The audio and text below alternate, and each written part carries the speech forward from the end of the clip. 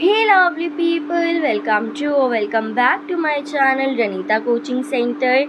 आज की वीडियो में हम देखने वाले हैं ईवीएस एजुकेशन के मोस्ट इम्पॉर्टेंट क्वेश्चन। ये ऐसे क्वेश्चंस हैं जो अगर आपने कर लिए तो आप ना सिर्फ पास पर आप अच्छे मार्क्स स्कोर कर सकते हैं।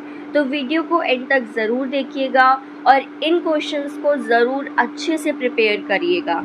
चलिए शुरू करते हैं। So first question is, what are the community resources? What type of different community resources can be employed in the teaching of EVS? So community resources के क्वेश्चन आपसे फर्स्ट ईयर के साथ साथ सेकेंड ईयर में भी पूछे जाते हैं। तो कम्युनिटी रिसोर्सेज जो है बहुत ही इम्पॉर्टेंट टॉपिक रहता है।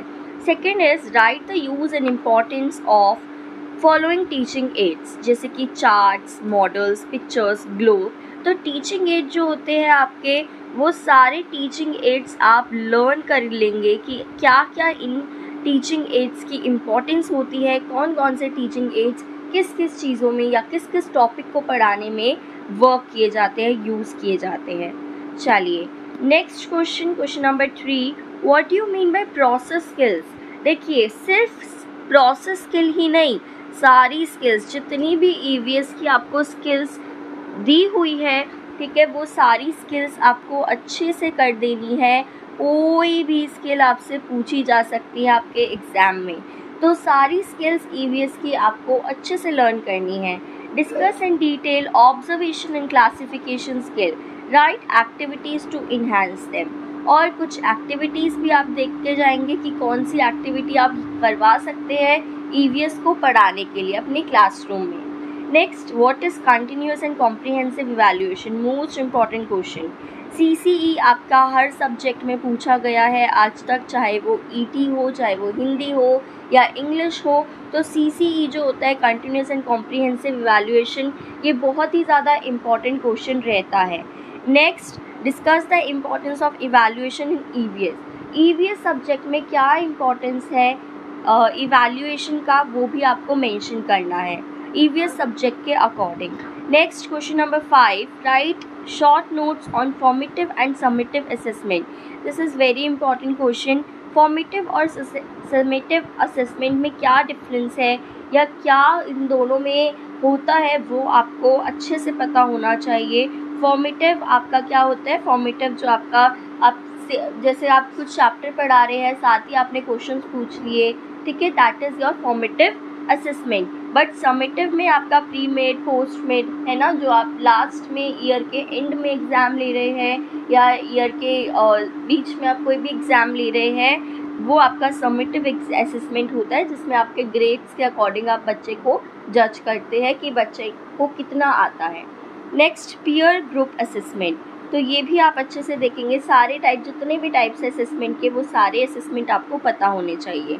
Next, identify the technique of formative assessment and briefly explain briefly. तो असेसमेंट आप सारे अच्छे से देखेंगे। Describe briefly any 5 emerging issues of EVS, most important question, ठीक है। कोई भी 5 इशू आपको बताने हैं ईवीएस के, एज अ टीचर आपको खुद भी पता होने चाहिए, तभी तो आप बच्चे को पढ़ा पाएंगे ना। नेक्स्ट, व्हाट आर को curricular activities, most important question. को करिकुलर एक्टिविटीज़ क्या होती है, what is their place in the teaching of EVS, right 3 को curricular activity which you observed in EVS class. आप ईवीएस क्लास में उन को करिकुलर एक्टिविटीज़ को कैसे कंडक्ट करवा सकते हैं, आपको वो भी देखना है, लिखना है। What is a project method, सिर्फ प्रोजेक्ट मेथड ही नहीं, आपकी बुक में जितने भी मेथड गिवन है, लेक्चर, ऑब्जर्वेशन, ठीक है, हर एक मेथड आपको अच्छे से आना चाहिए। एज आप बहुत सारे एग्ज़ाम दे चुके हैं, है ना, तो ये बहुत ही ईजी हो गया है। Try to connect subjects. देखो सीसी आपने हर सब्जेक्ट में पढ़ लिया, है ना, आपने फॉर्मेटिव समेटिव असेसमेंट आपने हर सब्जेक्ट में पढ़ लिया, आपने को करिकुलर एक्टिविटीज़, टीचिंग एड्स हर सब्जेक्ट में पढ़ लिया है, मेथड्स हर सब्जेक्ट में पढ़ लिए हैं। इवन मैथ्स में आपको मेथड्स इतने सारे दे रखे थे, वो ही मेथड्स है, बट सब्जेक्ट चेंज हो रहा है, तो आपको सब्जेक्ट के अकॉर्डिंग उस चीज़ को चेंज करना है। अपनी जो भी आप लिखेंगे उसके अंदर, तो सब्जेक्ट के अकॉर्डिंग आपको लिखना है। Discuss it's steps, merits and limitation. तो सारे मेथड्स आपको ऑलरेडी आते होंगे, क्योंकि आपने और एग्ज़ाम्स में भी देखे हैं मेथड्स, तो सारे मेथड्स आप अच्छे से दोबारा से रिवाइज कर लेंगे। Next, how would you use role play technique, सारी टेक्निक, ना सिर्फ रोल प्ले, सारी टेक्निक आप अच्छे से करेंगे। Then discuss demonstration and group work as a method of teaching, दोबारा से मेथड वाला क्वेश्चन आ गया, वो तो मैंने आपको बोल ही दिया है कि मेथड आपको करके ही जाने हैं, चाहे कोई भी मेथड हो, सारे मेथड करके जाएंगे, CCE अच्छे से करके जाएंगे, EVS के जो इमर्जिंग इश्यूज है वो अच्छे से करके जाएंगे। ओके, तो ये सारे ऐसे क्वेश्चंस हैं जो आपके आ सकते हैं और आएंगे ही, तो ये वाले question you have to prepare very well. Next question, what do you understand by the term lesson plan? LP क्या होता है? कोई भी लेसन दे देंगे आपको, कोई भी टॉपिक दे देंगे, इस टॉपिक पे लेसन प्लान बना के दिखाइए, या EVS के किसी भी एक टॉपिक पे लेसन प्लान बना के दिखाइए।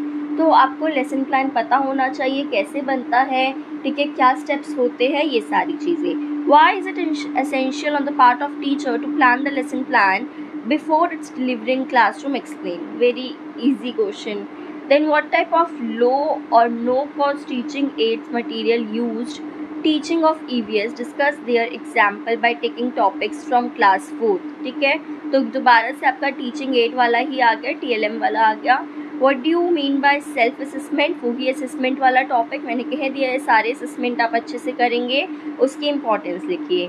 Discuss any 5 objectives of teaching EVS at the primary stage. अब आप EVS पढ़ा रहे हैं तो उसके क्या ऑब्जेक्टिव है, क्या प्रिंसिपल है, वो भी पता होनी चाहिए, तो आपको ये पता होना चाहिए। और एक और चीज़, EVS की डेफिनेशन अच्छे से लर्न करके जाइएगा।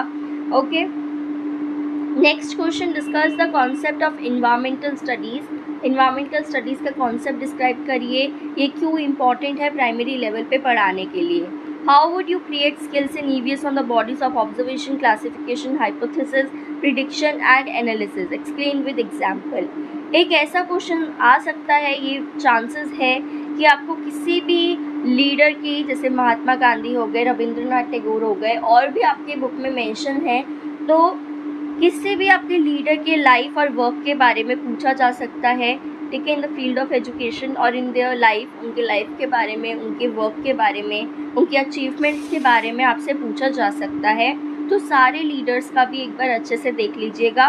बट अगर आप इस स्टेज पर है कि आपने कुछ भी नहीं पढ़ा है अब तक और आपका कल एग्ज़ाम है और आपको प्रिपेयर करना है, तो आई वुड सजेस्ट कि ये वाला टॉपिक स्किप कर दीजिएगा, और जो बेसिक टॉपिक्स है जो आप ऑलरेडी पढ़ चुके हैं, जैसे कि CCE, टीचिंग एड्स, ठीक है, और EVS का आपके इमर्जिंग इश्यूज़, या फिर EVS क्या होता है, EVS के प्राइमरी लेवल पे क्या इंपॉर्टेंस होती है, आपके स्किल्स कौन कौन से हैं EVS को पढ़ाने के, तो इन टॉपिक्स पे ज़्यादा फोकस करिएगा, क्योंकि आप ऐसे वाले क्वेश्चंस को भूल सकते हैं, बट जो ऐसे वाले क्वेश्चन हैं उनको आप अच्छे से फ्रेम करके आ सकते हैं, तो ऐसे वाले क्वेश्चन को यू कैन स्किप टू।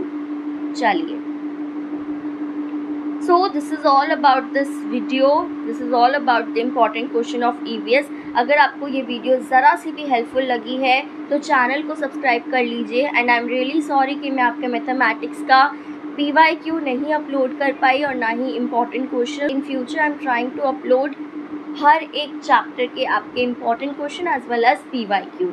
सो चलिए, अच्छे से प्रिपेयर करिए। मिलती हूँ आपको नेक्स्ट वीडियो में।